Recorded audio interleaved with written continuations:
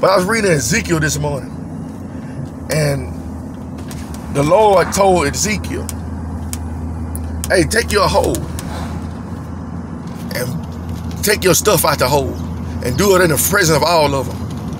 He said, behold, I'm sending you to a rebellious house. And he was like, set this example because Christ is going to dig a hole out and send you right into the captivity of your enemies.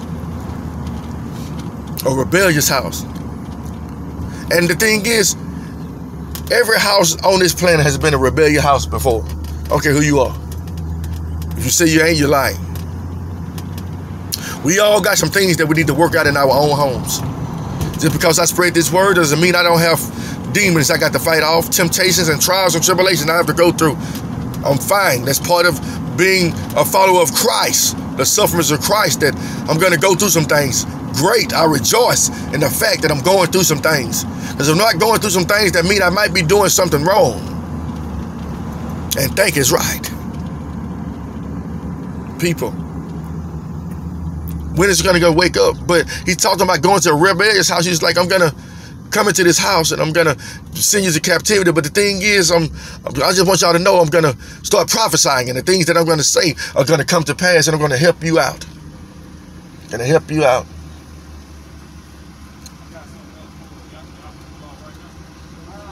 I'm next to somebody right now. It's a ambulance next to me, and there's a lady's in the back seat.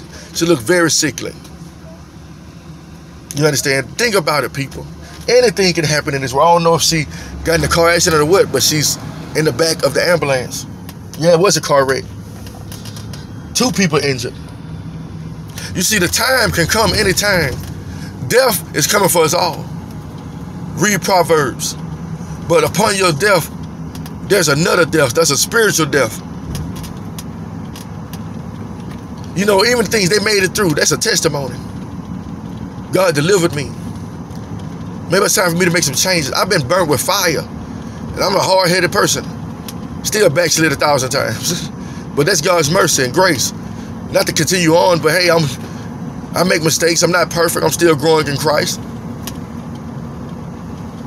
You know, I got sins that I don't feel like I have to confess to others. Personal sins.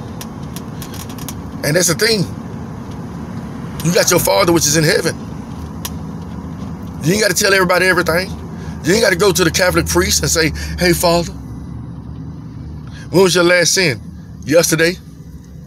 When was your last sin, Father? that's what I'm afraid of to turn around. Hey, Brother O'Reilly. O'Malley, Pastor O'Malley. When was your last sin? That's what I'm going to turn around and say. Because I'm sure you sin too. I don't feel right confessing my sin to a sinner, but I feel right confessing my sins to the Lord. Don't be like them. God gave us characteristics to look out for and things not to observe, and we got to pay attention to it. But you got to study.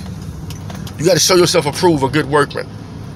There's things in this life that don't make sense, but make perfect sense to Christ and a Christian and a follower of Christ. Yes, I call myself a Christian. Most people are like, why you call yourself a Christian? Because that's what I am. I'm a follower of Christ. And that's what it means. You understand? Do you call yourself American? You're in America.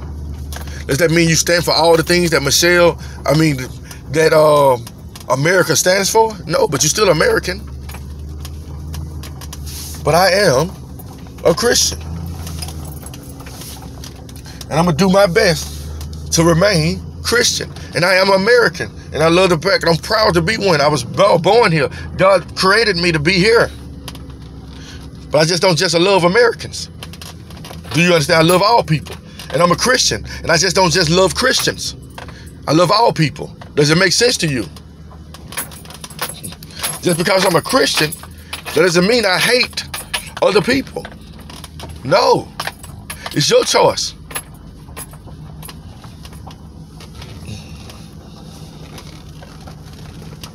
You know, we serve a God of love.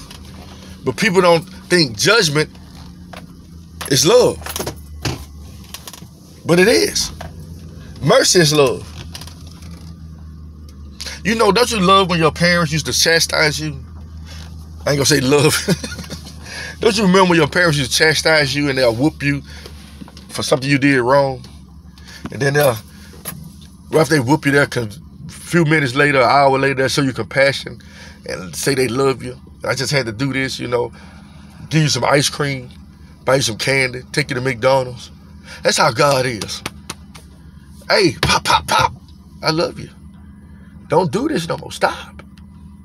You mess up again. Pop, pop, pop. I love you. Don't do this no more. Stop. In Matthew chapter 23, I love you. Stop doing this. Stop. Give your life to me. Have a blessed day.